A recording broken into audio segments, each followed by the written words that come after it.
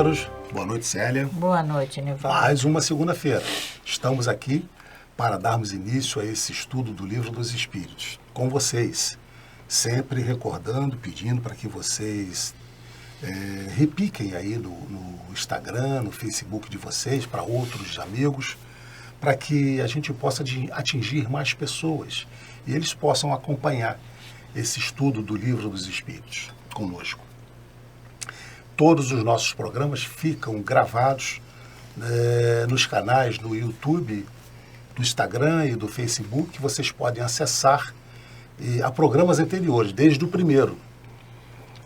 Falamos sempre, né, Célia, que nós temos todos esses livros, que utilizamos, o Livro dos Espíritos e o da Codificação, na nossa, na biblioteca, né, na livraria da nossa Casa Espírita, o MAP, aqui na Estrada do Pau Ferro. Que a gente recomenda que vocês tenham esse livro físico, porque possibilita a gente anotar, escrever, colocar as observações, voltar a questões anteriores, fazer esse link com o livro dos médiuns, com o Evangelho, que a gente está sempre falando aqui. Então é muito importante que a gente tenha esse conjunto desses 5 livros em casa, para que a gente possa acessar, e não só tê-los na estante, mas que a gente possa efetivamente fazer uso deles. O Evangelho no nosso culto do lar, na nossa leitura diária, e o Livro dos Espíritos, assim como os outros, que devem ser estudados. Nós vamos fazer a nossa prece e vamos dar continuidade ao nosso estudo. Vamos então pedir a Deus, nesse momento, pedir aos amigos espirituais, a Jesus, a nossa mãe Maria, que possa nos iluminar nessa noite, trazendo todo o entendimento necessário para que possamos, juntos com vocês, nesses estudos dessas questões, trazer o melhor entendimento, a melhor compreensão sobre o que Kardec pergunta e o que a espiritualidade nos responde. Agradecendo a essa equipe de espíritos coordenadores desse estudo, que são por eles que estamos aqui, sobre a coordenação deles, para que também estejam sempre presentes, possibilitando que tudo corra na mais perfeita ordem. Que assim seja, graças a Deus. Graças a Deus. Para darmos início ao nosso estudo da semana, como sempre fazemos, nós vamos fazer uma reflexão da noite. E será colocado aí para vocês.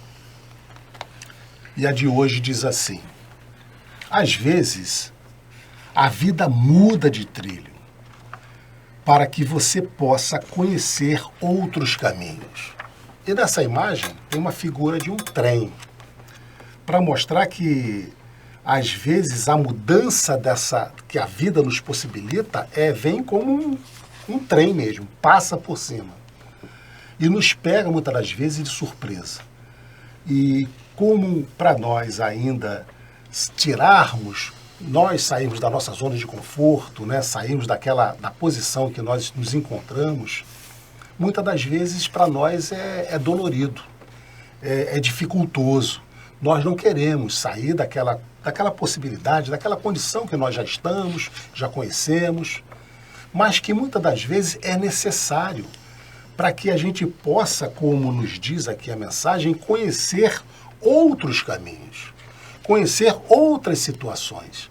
Então, diante das necessidades que a vida nos impõe de mudança, que a gente não tenha só um olhar de chateação, um olhar de perturbação, de que, puxa vida, de reclamação, mas que a gente tenha essa outra visão, essa visão de que nós vamos ter a possibilidade de conhecer novas situações, seja uma mudança de casa, de residência, seja uma mudança de estado onde se mora, seja uma mudança de escola, de curso, seja uma mudança de emprego. Todas essas novidades nos trazem apreensão, mas que a gente possa encarar elas com determinação e com esse pensamento positivo, de que elas são necessárias para que a gente possa ampliar os nossos conhecimentos. Porque a gente fala, Nivaldo, em querer resultados diferentes, obter novas respostas, mas continuamos fazendo a mesma coisa.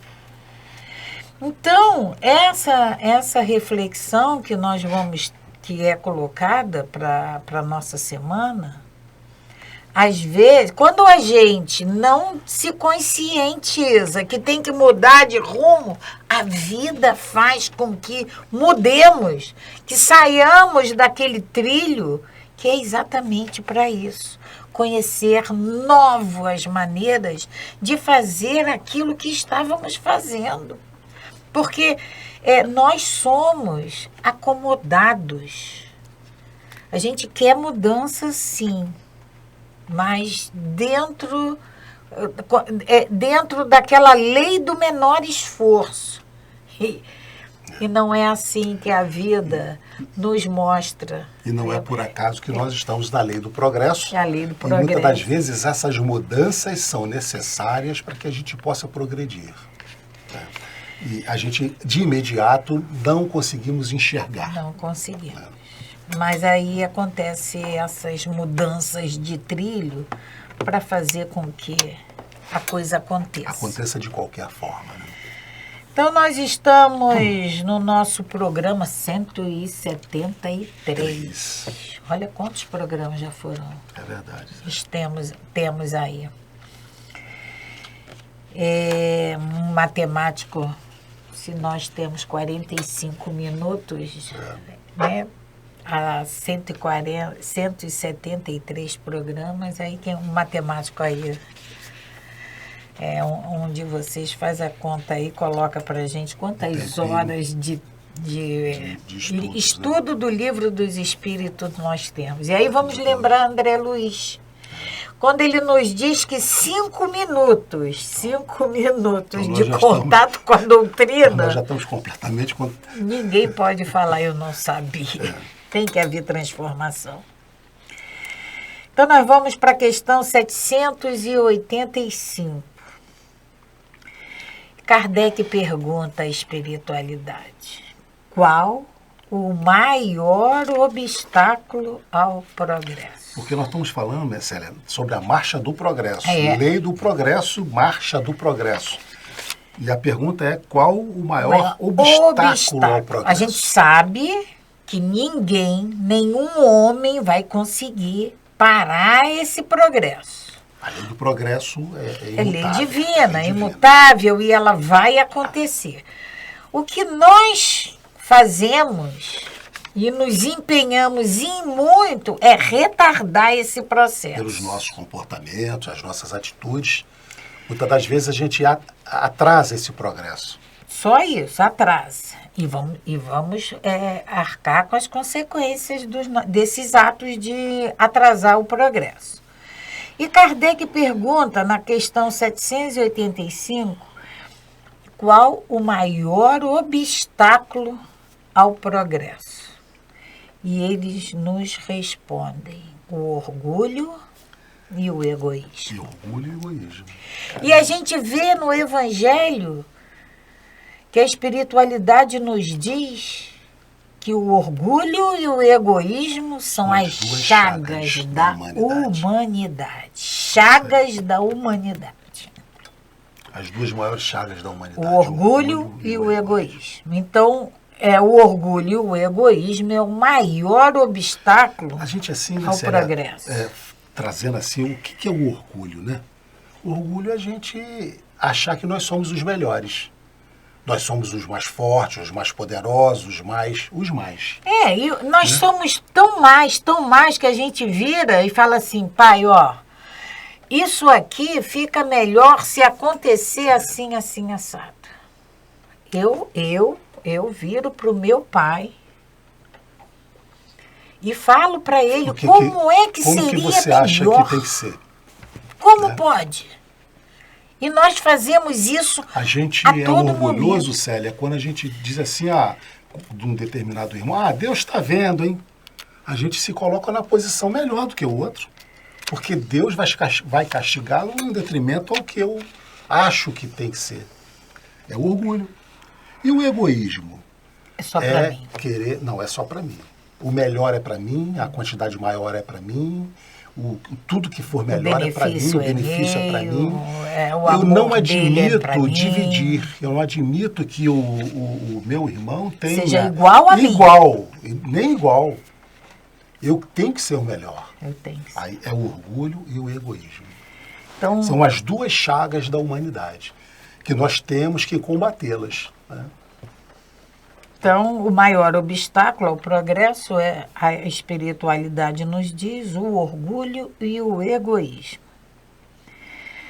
E aí continua nossos amigos. Refiro-me ao progresso moral. Porque o intelectual está aí. A gente quer mais é usufruir dele e que descubram cada vez mais. Não há problema nenhum. Comodidades.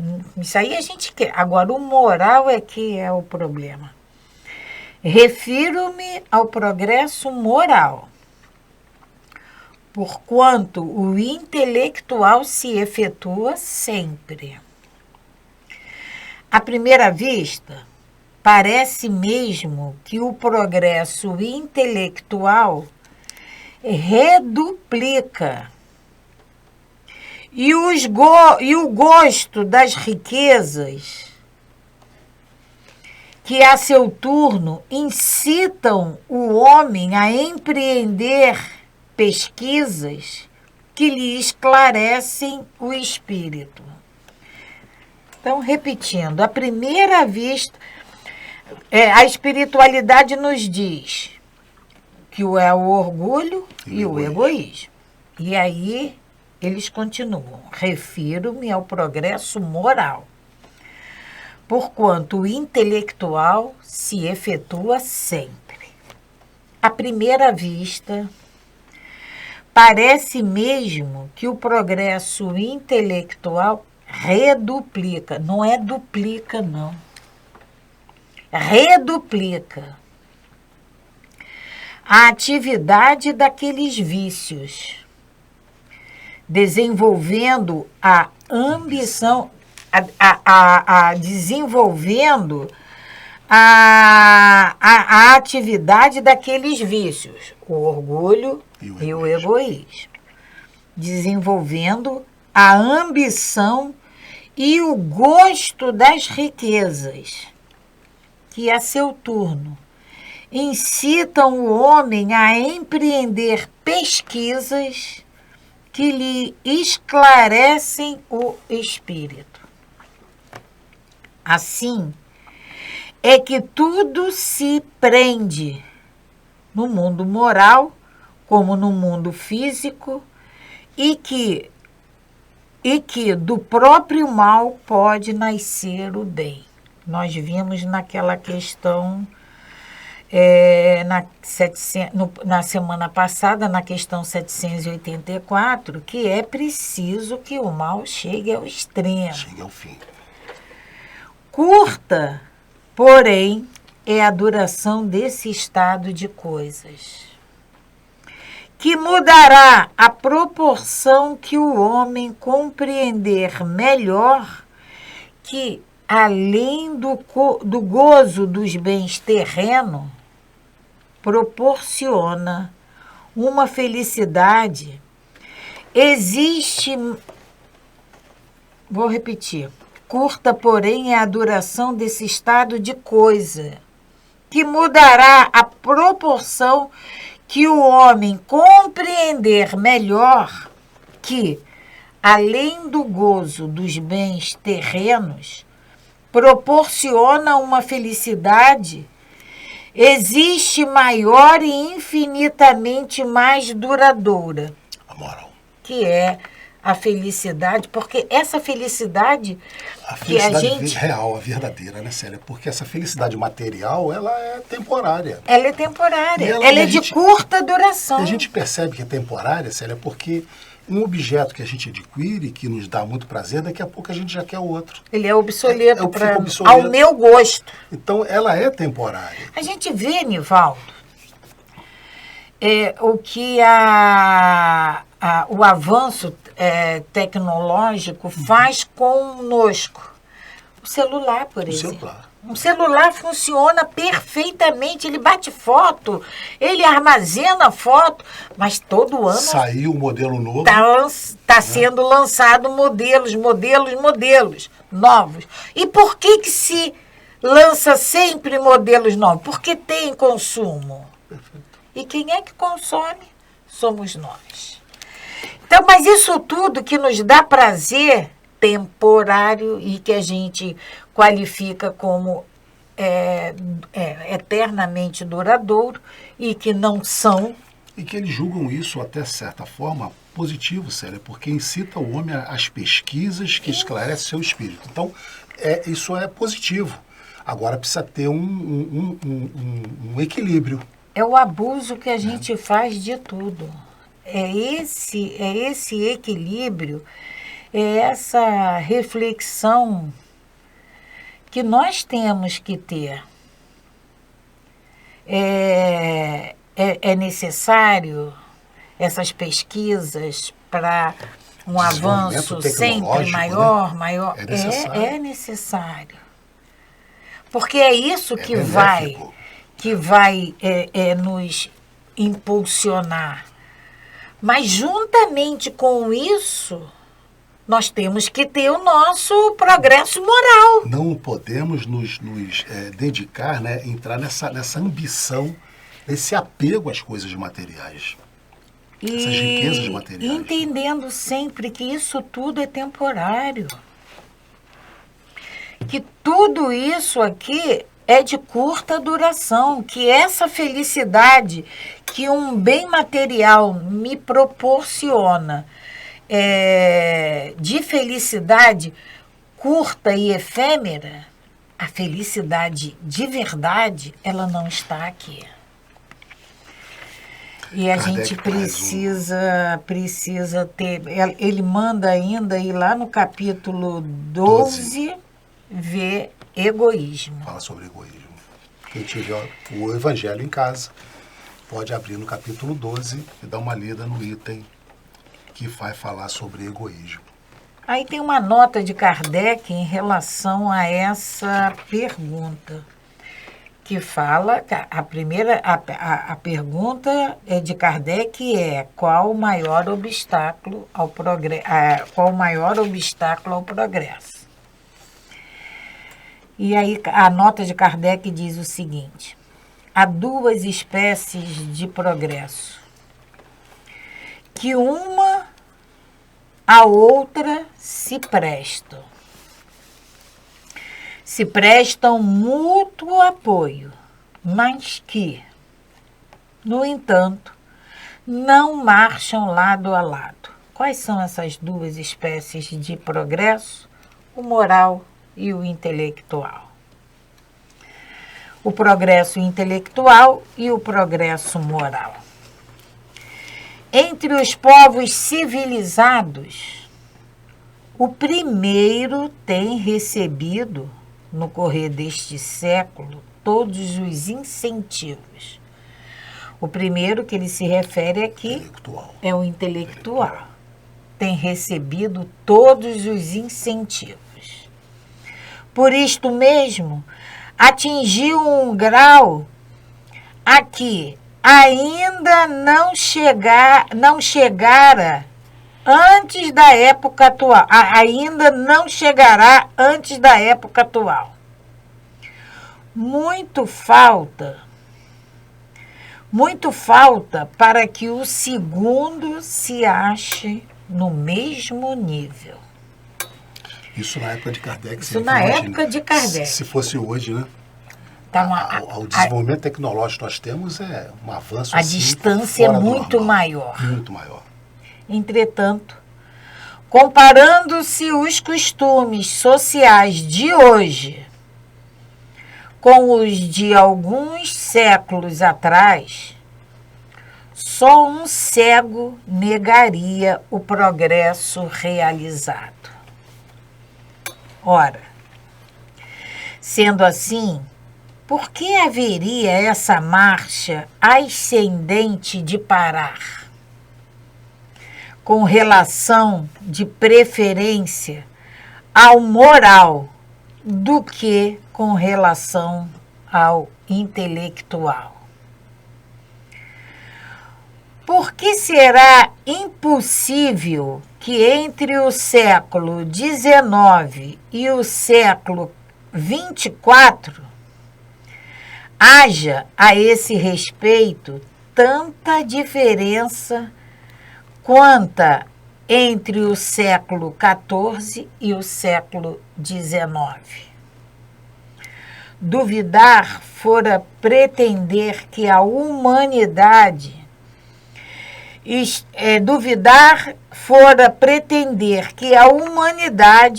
está no apogeu da perfeição, o que seria absurdo, ou que ela não é perfectível moralmente, o que a experiência desmente.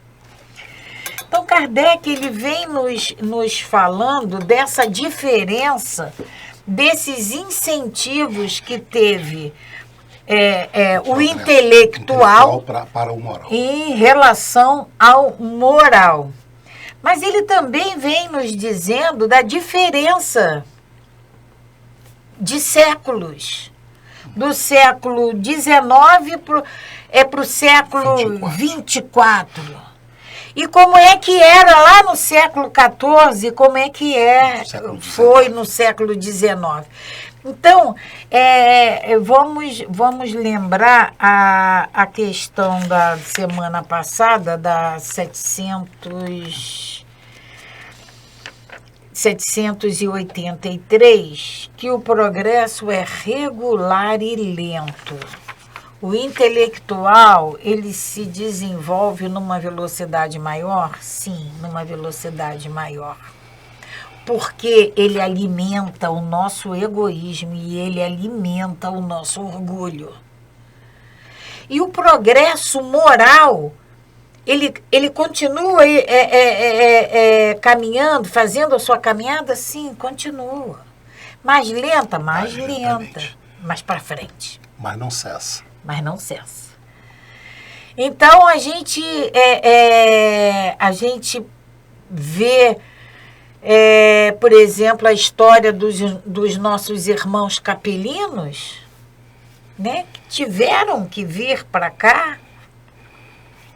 Exatamente por isso, né? Porque foram trazidos até nós. O nível tecnológico de desenvolvimento deles era muito alto, mas o moral não acompanhou. E eles precisaram vir para cá para fazer essa troca, nos trazer o conhecimento tecnológico que eles tinham e experienciar esse pouco desenvolvimento moral aqui conosco, para que eles valorizassem o que eles haviam perdido. Mas o progresso moral continuou. Ele não parou. Mesmo aqui no mundo de provas e expiações, moralmente. E a mesma situação nós estamos vivendo agora. Nosso progresso intelectual é imenso. Nivaldo, a nossa comodidade, o nosso bem-estar é tamanho. Quem de nós levanta para trocar um canal de televisão? Não levanta mais. Célia, se nós falarmos aqui, talvez você ouviu falar em telex. Telex. Fax. É muito provável que essa isso é peça de museu. Essa juventude de hoje, que está com seus 19 anos, não sabe o que era um telex, um fax. Não sabe. Né? Então, é a coisa muito recente. Então, o avanço tecnológico foi muito grande. Foi muito grande. Inclusive, nos possibilita estar aqui hoje fazendo esse estudo e vocês acessando isso da parte do planeta que quiser. Esse avanço tecnológico, lá há 3 anos atrás, lá em 2020, foi essencial para todos nós. Mantemos o nosso contato aqui na pandemia, né? Esse Nos afastamento preencheu. mundial. E aí, olha, o nosso raciocínio tem que ir além. E aí, isso que o avanço tecnológico nos proporcionou, não mexeu no nosso moral? Com certeza. O estudo desses livros que chega toda semana em nossas residências, que nos faz reflexionar, não mexe no nosso moral. Então, uma coisa leva a outra. É claro que a atenção para essa tecnologia ele é muito maior, mas o moral vai chegando. Célia, agora nós vamos mudar de tópico. Vamos falar sobre povos degenerados. Kardec podia pegar um pouquinho mais leve, né? Chega de... Povos degenerados. Somos nós? Somos nós, né? Somos nós. E na questão 786, Allan Kardec pergunta aos espíritos: a história nos mostra uma multidão de povos que, após os abalos que os perturbaram, recaíram na barbárie. Onde, neste caso, está o progresso? Então, são aquelas comunidades, né,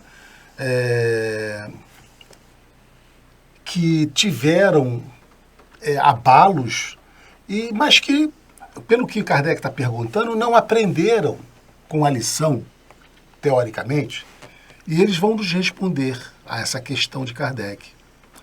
Quando tua casa ameaça cair, tu a derrubas para construir uma outra, mais sólida e mais cômoda.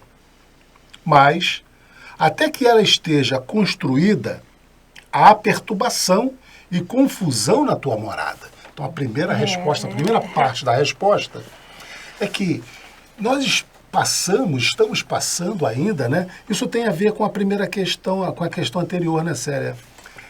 Que ele nos diz que nós ainda vivemos, a perversidade do homem é muito grande, pelo menos do ponto de vista moral. É que ele nos diz que nós estranhamos ainda, que nós ainda não entendemos por que ainda estamos passando o progresso nós pioramos, na verdade, né? A gente tem a ideia de que nós pioramos. E aí eles nos dizem que quando a gente tem uma casa que está ameaçada de cair, a gente derruba e até que a gente construa uma outra, a gente passa pelo incômodo, inconveniente da obra. E a obra é um caos total. É um caos, caos total. Todos nós já experimentamos. Então, nós estamos num planeta que está sendo reconstruído. Estamos passando de uma fase de prova e expiação para a regeneração. Então, estamos nessa casa em obra. Depois ele vai nos dizer ainda, dentro dessa questão, né? Compreendes mais isto. Eras pobre e moravas num casebre. Enriquecendo, tu o deixas para morar num palácio. Então, foi feita essa obra nessa casa. E nós morávamos no casebre e fomos morar num palácio. Isso é Kardec explicando, nos explicando. Os espíritos estão respondendo a Kardec. Os espíritos estão respondendo a Kardec. Tá, vamos lá. Né? Os espíritos estão respondendo a Kardec. Então, compreende mais isto. Eras pobres e moravas num casebre. Enriquecendo, tu o deixas para morar num palácio. Acabou a obra. Vamos morar num palácio. Então, um pobre diabo como eras, vem tomar o teu lugar no casebre. E ainda fica muito contente, pois antes não tinha abrigo. Então, aquele casebre que a gente morava, que nós fomos promovidos o palácio, foi ocupado por alguém. Que não tinha onde morar. Então, aquele casebre, aquela residência humilde, pobre, cheia de necessidades de reforma, para aquele que não tinha onde morar, satisfazia ele Fomos morar numa plenamente. casa melhor, mas a nossa, que era piorzinha, alguém foi morar lá, né? Pois bem, aprende, portanto, que os espíritos que encarnaram neste povo degenerado não são aqueles que o compunham na época do seu esplendor. Aqueles de então, que eram adiantados, mudaram para habitações mais perfeitas e progrediram, enquanto outros, menos adiantados, tomaram o seu lugar, que, a seu turno, deixarão um dia. Então, isso aqui foi uma forma didática dos espíritos de explicar para nós que aqueles povos que eram degenerados, que aparentemente evoluíram, e que a gente olha para lá e pensa que não houve evolução nenhuma, na verdade, são novos espíritos que estão vindo ali para se regenerarem. Aqueles que passaram pela experiência, progrediram e foram morar em outras partes, em outros palácios, outros mundos mais evoluídos. E aquele mundo ainda primitivo está sendo habitado agora por espíritos que não tinham tido ainda a oportunidade de aprender o que aqueles já aprenderam e mudaram de residência. Vamos pensar aqui, Nivaldo, nós estamos nesse momento de transição. Quando nós chegarmos ao mundo de regeneração, A Terra não vai estar mais povoada? como é que nós vamos nos sentir no mundo de regeneração? Morando num palácio? Morando no palácio. Perfeito. Aqueles nossos irmãos que ainda estão lá no mundo primitivo, eles vão habitar aqui. um mundo de provas e expiações. E não estarão se considerando morando num palácio? Porque é muito melhor, é muito mais do que Célia, eles tinham. Quando nós olhamos e temos essa sensação de que o mundo piorou, é porque novos espíritos estão vindo para terem a oportunidade de também se aperfeiçoarem ainda neste finalzinho de mundo de prova e expiação. 787. Não há, Kardec pergunta, não há raças rebeldes por sua natureza ao progresso? São povos que não querem o progresso de forma alguma. Não há raças que por sua natureza não querem. A gente sabe que não adianta não querer, né? Ao progresso. Eles vão responder. E eles nos respondem. Mas vão aniquilando-se corporalmente. Todos os dias. Porque é a lei do progresso. não adianta. Lei do progresso. Não dá para frear. Nós já vimos que não pode frear. Não dá para estancar. Podemos até frear, né, como eles nos dizem aqui, mas não estancar. Deter jamais. Podemos entravá-la, né? Então a espiritualidade nos responde, né? Não há raças rebeldes por sua natureza ao progresso. Existe sim, mas vão aniquilando-se corporalmente todos os dias. Aí a 787 tem a letra A, que Kardec pergunta: qual será a sorte futura das almas que animam essas raças? Essas raças rebeldes, qual será a sorte delas? Chegarão, a espiritualidade nos respondendo, chegarão como todas as demais à perfeição. Perfeitamente. Passando por outras existências. Reencarnação. Deus a ninguém deserda. Ou seja, eu vou relutar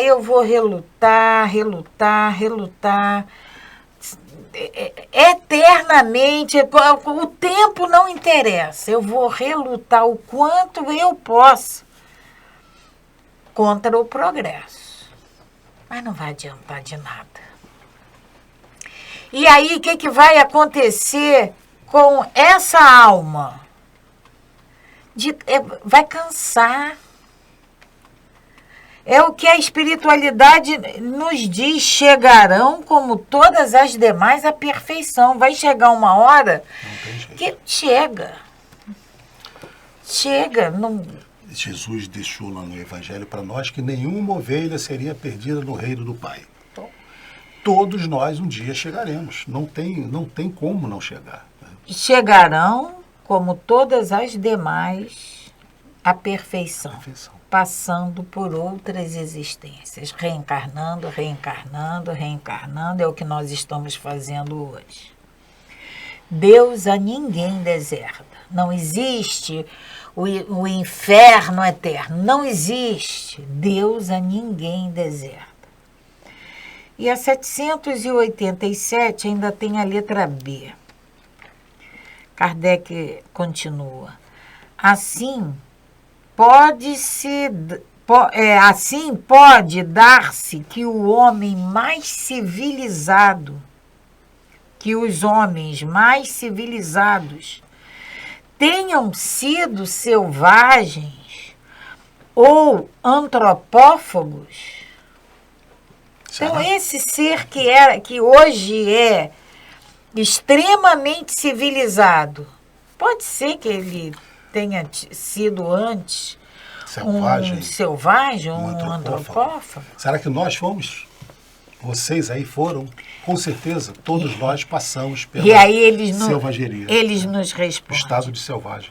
Tu mesmo o foste mais de uma vez, antes de seres o que és. Perfeito. Simples assim. E o que vai nos assustar mais ainda, tu mesmo foste mais de uma vez. Não foi uma vez só, não. Célia, Deus não criou privilegiados. Não foi, não criou. Não há privilegiados na criação divina. Todos nós fomos criados simples e ignorantes. Para todos nós foi dada as mesmas oportunidades. Então todos nós passamos por todos esses estágios até chegarmos o que somos hoje, que ainda nos falta muito a atingir. Questão 788. Kardec pergunta: os povos são individualidades coletivas que, como os indivíduos, passam pela infância, pela idade madura e pela decrepitude. Não é esse o nosso caminhar? Infância... Do homem, né? Do homem. A nossa adolescência. Infância, adolescência. E a nossa decrepitude. Né? Então, os povos são individualidades coletivas, que, como os indivíduos, estão comparando a coletividade com o homem, né?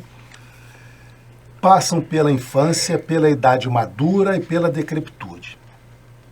Esta verdade, constatada pela história, não poderá fazer supor que os povos mais adiantados deste século terão seu declínio e seu fim como os da antiguidade.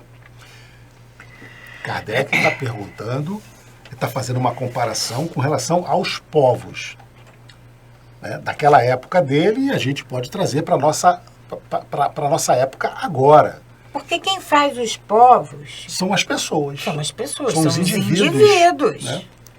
Então, assim como... Então, se esses indivíduos eles têm a infância, a idade madura e a decrepitude... Os povos também terão. Os povos também terão. Então, baseado nisso, né, não poderá fazer supor que os povos mais adiantados deste século terão seu declínio e seu fim como os da antiguidade. Essa nossa condição hoje também vai ser modificada? Vai ter o seu declínio? Porque não é assim. A gente nasce, aí começa, né? E aí chega na idade madura e começa o declínio, até que se extinguem com a desencarnação. E aí Kardec pergunta, não vai acontecer a mesma coisa? Não vai acontecer a mesma coisa? E eles nos respondem: os povos que apenas vivem a vida do corpo, aqueles cuja grandeza unicamente está fundamentada na força e na extensão territorial, nascem, crescem e morrem. Porque a força de um povo se esgota como a de um homem. Aqueles cujas leis egoístas destoam do progresso das luzes e da caridade morrem. Porque a luz mata as trevas e a caridade mata o egoísmo. Mas há, para os povos como para os indivíduos, a vida da alma. Aqueles cujas leis se harmonizam com as leis eternas do Criador viverão e serão o farol para os outros povos. Então, nessa questão, Célia, que ele faz essa comparação, né, dos povos com o indivíduo que tem a sua juventude, a sua infância, a sua vida madura e a decrepitude, eles vão nos trazer essa informação de que se nós nos prendermos apenas ao materialismo, né, nós vamos realmente ter uma decrepitude mais acentuada. Como eles dizem aqui, os povos que apenas vivem a vida do corpo, né, aqueles cuja grandeza unicamente está fundada na força e na extensão territorial, esses nascem, crescem e morrem, se exterminam, porque a força de um povo se esgota como a de um homem. Porém, né, aqueles cujas leis egoístas destoam do progresso, bom ainda, né, aqueles as leis egoístas destoam do progresso, das luzes da caridade morrem. Porque a luz mata as trevas e a caridade mata o egoísmo. Porém, há para os povos, como para os indivíduos, a vida da alma, a verdadeira vida. Aquele cujas leis se harmonizam com as leis eternas do Criador. E esses viverão e serão os exemplos para os outros povos. Esses se perpetuam. E são, na verdade, esses exemplos que a gente tira dos tempos, né? Daqueles povos que passaram. Muitas das vezes a gente tem lá aqueles exemplos, aquele que ficou como exemplo daqueles povos. E o progresso, na questão 787A, a espiritualidade nos diz que todas as raças, né, elas chegarão, como todas as demais, à perfeição. Nós somos perfectíveis. Hoje nós podemos deixar que nós sejamos envolvidos, que nós podemos deixar que o nosso orgulho e o nosso egoísmo se sobressaia em relação a tudo, mas isso tudo tem de acabar. E vai acabar. Porque nós vamos precisar de luz e nós vamos precisar de caridade. E quando nós nos conscientizarmos dessa necessidade de luz e caridade, nós também vamos proporcionar luz e vamos ajudar aos nossos irmãos. Vamos ser esses faróis, né? Vamos servir como faróis para outros povos. Como exemplo. Isso vai acontecer. Pode demorar bastante? Pode. Pode ser muito sofrido? Pode. Mas vai acontecer. Mas vai acontecer, é verdade. Então nós vamos parar aqui mais uma vez. Nivaldo, porque o nosso horário O nosso tempo já está extinguindo. Então vamos agradecer mais uma vez a presença de todos vocês. Agradecer sempre, sempre, sempre, sempre a Deus, nosso Pai. Agradecer, Mestre Jesus, por todo esse incentivo que recebemos, a vocês, amigos espirituais, pela proteção, pela luz que nos chega. E te pedimos, Mestre, que nos ajude nessa caminhada, nos ajude a querermos, porque já entendemos que nós não podemos mais nos afastar do caminho que vai nos levar de volta ao nosso Pai.